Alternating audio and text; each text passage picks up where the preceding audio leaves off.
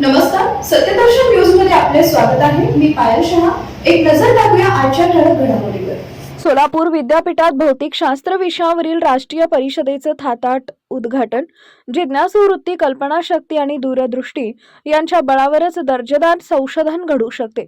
संशोधनाच्या माध्यमातूनच विकसित भारत हे स्वप्न प्रत्यक्षात उतरवता येईल. त्यामुळे संशोधकांनी विविध विषयांवर काम करताना योग्य संशोधन साहित्य निवडावे आणि त्या साहित्याचा समाजोपयोगी व तंत्रज्ञानाभिमुख वापर कसा होईल याचा सखोल विचार करावा, असं प्रतिपादन शिवाजी विद्यापीठ कोल्हापूरचे माजी प्रभारी कुलगुरू डॉक्टर PS पाटील यांनी केलं आहे.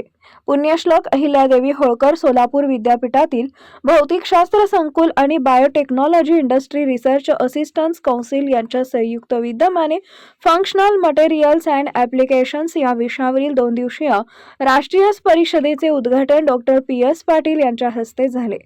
यावेळी ते उद्घाटनपर भाषणात बोलत होते. या कार्यक्रमाच्या अध्यक्षस्थानी विद्यापीठाचे कुलगुरू डॉक्टर प्रकाश महानवर होते. व्यासपीठावर प्रभारी कुलगुरू डॉक्टर लक्ष्मीकांत दामा, प्रभारी कुलसचिव डॉक्टर अतुल लकडे, भौतिकशास्त्र संकुलाचे संचालक डॉक्टर BJ लोखंडे यांच्यासह अनेक मान्यवर उपस्थित होते.